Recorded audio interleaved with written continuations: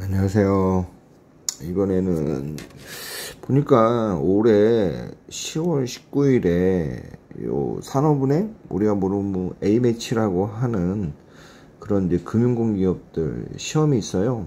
뭐 어떻게 우연히 뭐 그냥 이게 진짜인지 아닌지 모르겠지만 그냥 우연히 그죠? 누가 이렇게 정리한 걸 보게 됐어요. 그게 뭐 그냥 요약식으로 정리되어 있어서 그게 뭐 실제 다라고 볼 수는 없지만 그래도 많은 부분들을 이제 포함한다면 제가 보니까 이런 특징이 있더라고요. 이제 금융공기업마다 시험 보잖아요.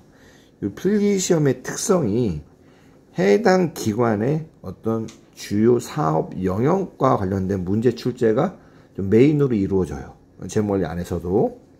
특히나 이 KDB는 기업들의 그냥 은행이에요. 그쵸? 한국은행이 정부의 은행인 것처럼 이 KDB는 기업들의 은행이에요. 그래서 아무래도 어떤 업무를 많이 하냐면 이 IB 업무를 많이 하고 또 이 투자 업무를 많이 해요. IB 업무 말 그대로 이제 그 M&A 업무, 자금 조달 업무 이런 걸 많이 해요. 그리고 여기도 산업은행이잖아요. 은행이라는 데 사업이 이렇게 해요. 쉽게 말하면 뭐 예금 받아가지고 그 예금 받은 걸로 더 높은 금리로 빌려주기도 하지만 예금 받은 돈도 있지만요. 그 은행채라고 해가지고 말 그대로 자금을 조달하려고. 그러니까 영업용 자본이죠. 은행채를 발행해서 그걸 통해가지고 이제 은행채를 예를 들어 내가 3%에 발행했다. 그러면 한 5, 6%에 그 발행한 돈으로 기업들한테 대출해 줄 수도 있거든요. 예, 그런 식이기 때문에 그게 은행이에요. 그래서 여러분들이 혹시나 KDB 시험 보시는 분들은 굉장히 재무관리 범위가 넓은데 제가 보니까 이래요. 이게 요약이 보는데 어떤 분들은 막 2차, 10회의 2차 문제들을 다 풀어야 된다. 풀면 좋죠. 문제는 이제 시간과 이해력이라는 게 한계죠. 제가 이제 보니까 2차 문제를 그렇게 뭐 다 이해하시면서 푸는 분들은 합격하시는 분들이고 합격하면서도 그거 제대로 이해 못하고 푸시는 분들도 운 좋게 풀어가지고 합격하시는 분들도 많아요. 그러니까 이거는 2차 문제를 내가 다 푼다는 건 제가 봤을 땐 시간 많으시면 해도 되는데 뭐 그럼 알아서 하세요. 근데 제가 생각하는 거는 한 2003년에서 2010년 정도에 나온 회계사 2차 시험 문제가 제가 볼 때 급격하게 어려워진 시기가 한 2010년 이후에요. 그리고 2015년이 넘어가면서 또 한번 또 확 전반적인 이제 난이도가 레벨업 됐는데 그 되기 전 기준의 문제를 2차 문제를 풀면 그 이상으로 어렵게는 안 나오는 것 같아요. 그래서 그 정도 보시면 대신 이 자체가 이제 어떤 사람의 그 이론들을 보는 것보다는 실무 응용력을 많이 보기 때문에 우리는 보시면 이 CEQ 같은 거, 확실성 등가 이건 교수님들이 이론적으로 너무너무 좋아해요. 그렇죠? 그렇기 때문에 그런 때문에 뭐 효용함수니 이런 거. 근데 이쪽에서는 지난 10년간 눈을 씻고 봐더라도 사실상 거의 안 나왔어요. 대신 이제 CAPM이나 이런 것들을 이해해야지 이제 적용해서 풀 수 있는 문제가 나왔기 때문에 어떤 CAPM이나 자본 비용을 계산하는 이론적인 것들은 그냥 깔려 있다라고 보면 될 것 같아요. 그래도 근데 그게 참 신기한 거죠. 왜냐면은 우리가 회계사 시험이든 어느 시험이든 이 CAPM이 재무관리에서 지분이 한 3분의 1 정도를 차지하기 때문에 매우 중요해요. 근데 그 중요한 게 잘 안 나온다라는 거예요. 아무래도 그래서 제가 봤을 때 굉장히 좀 실무적인 내용들을 좀 내는구나. 그러니까 실무에 바로 응용될 수 있는 것들. 그러다 보니까 어떤 게 많이 나냐면 자본구조하고 가치평가 있잖아요. 두 개는 이제 같이 따라가거든요. 또 얼마짜리 회사냐 이거 물어보는 거. 그렇죠? 그래서 2013년에서 10년 정도 문제 풀 수 있는 수준 이 정도 좋고 여기 가끔가다 요 두 개가 1번, 2번이 이제 결합해서 나와요. M&A도 결과적으로 요 가치평가 문제예요. 한 번은 이제 합병할 때 합병 비율, 다른 한 번은 인수할 때 지급할 수 있는 최대 인수 관련 금액 이 정도예요. 그래서 얘도 2010년 정도까지 왜냐면 요 이제 중요한 토픽이니까요. 상대적으로 지금 제가 이거 쓴 거는 요 토픽들이 중요하다는 거예요. 그래서 뒤에 보면 이제 세부적으로 이제 나올 텐데. 채권도 중요해요. 채권은 이제 옵션이랑 이제 같이 연계해서 나오는데, 보시면, 은행이라고 했잖아요. 그죠? 산업은행도 은행이에요. 은행은 자금 조달 수단 중에 주요한 자금 조달 수단이 은행채 발행하는 거예요. 산업은행은 이제 산업은행이기 때문에 산업은행채라고 우리가 별도로 얘기하지만, 그러다 보니까 채권 가격 결정하는 거. 그 다음에 듀레이션 개념. 볼록성은 잘 안 나오더라고요, 보니까. 그 다음에 채권이 이제 균형에서 벗어났을 경우에 차익하는 거, 금리 선물, 그쵸? 이 정도. 그 다음에 꼭 요거는 거의 나온다고 보시면 돼요. ALM 관리, 그쵸? 은행의 위험 관리잖아요, 이자율 변동에 따라서. 그래서 이런 것들은 역시 저희가 봤을 땐 다 요 2010년 이전 거 회계상 문제로 다 커버가 되는 것 같아요. 최근 문제 뭐 보셔도 되지만 저는 그냥 저라면 안 봐. 나라면 제가 시험 본다면 저는 안 볼 것 같아요. 옵션이라면 저라면 저도 2차 정도 풀 정도 문제 정도. 2015년 이후 특히 옵션 무용 공부하는 건 좀 에바하고요. 제가 봤을 때. 그래서 이 BW나 CB인데 보시면 이 CPA 2차 중에 BW 나온 것들이 2015년 이후에 한 번 있어요. 되게 어려워요. 그렇게 어려운 문제 잘 안 낸단 말이에요. 그리고 이제 당연히 뭐 옵션 2항 무용. 이쪽은 이제 파생상품 쪽이라서 분야가 넓어요. 근데 금리 수합 같은 경우에 왜 금리 수합이냐? 뒤에 보시면 여러분 우리 수합이 대표적인 장외 상품이에요. 그렇죠? OTC 상품이에요. 개인 기업끼리 수합한다? 불가능해요. 현실에선. 수합을 하더라도요. 은행 간의 수합을 하든가 중간에 수합 중개자로 은행이 껴요. 그 얘기는 KDB는 그런 업무를 한다는 얘기거든요. 그러니까 금리 수합이 나오겠죠. 통화 수합도 나올 수 있고 근데 통화 수합보다는 금리 수합이 조금 더 수월하겠죠. 뭐 이런 거. 통화 선물 같은 거, 선물 거래 같은 거.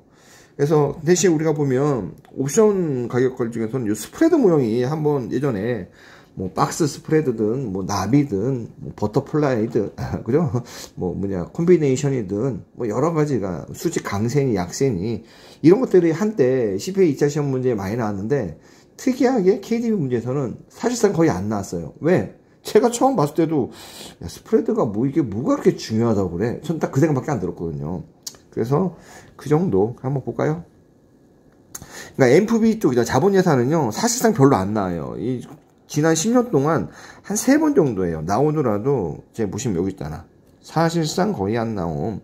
그래서 좀 개념 정도만 이해하시면 되지 않을까. 이 정도예요. 그래서 1차 정도면은 웬만하면 다 커버되고 왜냐면 이게 우리가 가치평가라는 걸 배워요. 그쵸? 이제 가치기업이 아니라 가치평가를 배우는데요. 이 가치평가 안에 자본예산이 돼요. 그러니까 가치평가를 할 수 있으면 자본예산은 저절로 하게 돼요. 그렇기 때문에 그래서 저는 안 나오는 게 아닌가 싶기도 해요. 얘도 보시면 위험하고 수익률 사실상 안 나와요. 그러니까 저라면 여기에 큰 시간을 좀 덜 쏟을 것 같아요. 대신 이제 할인율 계산하는 거. 자본구조 가치평가 이게 많이 나와요. 매해 출제된다고 보시면 돼요. 매해 또 큰 문제로. 자 보시면 예를 든다면 전형적인 1차 문제들 이런 거 그다음에 자본구조 관련해 가지고 대리인 비용이냐 여러 가지 최적 자본구조 MM1963 이런 문제들 그쵸? 다 봐봐요. 이게 전부 다 그다음에 프리캐시플로우 계산하는 거 레지듀얼 인컴 이거는 이제 EVA 문제도 나오겠죠. 그러면 이런 것들 물어보는 거 마이어스 이런 문제들 이런 얘기들 다 대부분 보시면 WACC 계산해서 프리캐시플로우 주고 가치평가하는 거예요. 혹은 배당 주고 배당으로 가치평가하는 거고. 자, 그런 얘기들. 그래서 이런 것들이 매년 나와요. 매년 이렇게 많이 나오잖아. 써있네. 매해 나온다. 나라면, 제가 시험 본다면 이쪽은 이제 빡시게 공부할 것 같아요. 왜냐면 당락을 결정하는데 중요한 파트니까요. 여기는요, 저는 CPA 2차 기출에 2010년 이전, 2010년까지 문제를 풀 수 있는 그 수준까지 저라면 공부할 것 같아요. 자, M&A 같은 경우에는 물론 말 문제인데 얘도 보시면 이제 많이 나오진 않아요. 그렇지만 2010년 이후 CPA 1차 M&A 수준하고 비슷하거나 쉽다.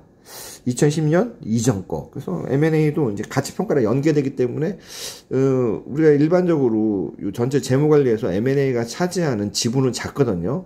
근데 그것보다 실제 KDB에서 문제에서는 좀 더 비중이 많게 나와요. 그래서 저는 이것도 좀 열심히 할 것 같아요. 얘는 그냥 개변 너무 쉽잖아요. 그래서 여기서 1차 수준으로 저는 커버가 될 것 같아요. 배당이론, 재무 비율, 온갖 것들 있잖아요. 이런 것들.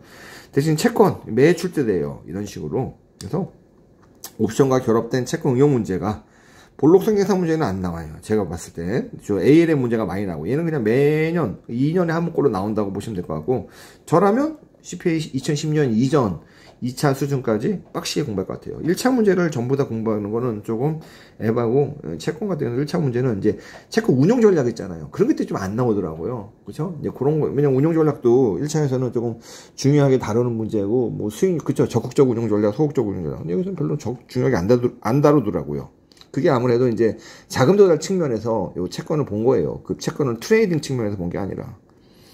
그다음에 이 파생품, 얘도 매년 출제돼요. 뭐 푸클 페로티, 근데 주로 이제 옵션이긴 해요. 지분은 옵션이 많이 갖고 있으니까요. 근데 옵션 중에서도 이 채권이 중요하다 보니까요. 요 사채권이랑 같이 결합된 옵션들 있잖아요. 그런 것들이 주로 출제돼요. 그래서 그냥 보시면 돼요. 얘는 옛날에도 얘 언제 나왔냐면 CPA 2차에 요 문제가 2005년인가 6년인가 옛날에 저기 언제 20년 전에 나온 문제들이에요. 그런 얘기들.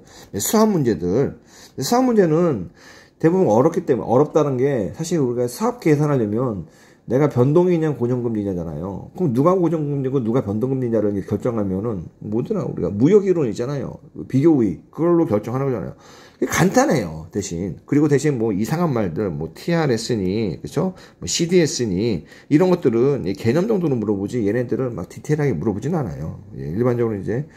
그래서 사채하고 결합하게 돼서, 나라면, 그쵸? 저라면 매우 열심히 할 거다. 매우 열심히 하는 수준이, 저는 그래요. 이 KDB 시험 본다면, 한 2010년도, 까지 2차 이 정도 수준에 있는 문제 그렇죠? 앞에 나오는 뭐 여기 외에 얘기하는 부분들 있잖아요. 뭐 기대 효용 문제니 이런 거는 저라면 그냥 과감하게 스킵할 것 같아요. 그다음에 뭐 CPM 문제나 이런 것들도 뭐 좀 뒤가 캥기긴 하지만 뭐 실제 나온 유형 봤을 때 굉장히 실무적인 내용이 나오기 때문에 저라면 스킵할 것 같아요. 끝이네. 하여튼 뭐 궁금하신 분 있으면 댓글 다시거나 저희 카페 가입하시면 돼요. 감사합니다.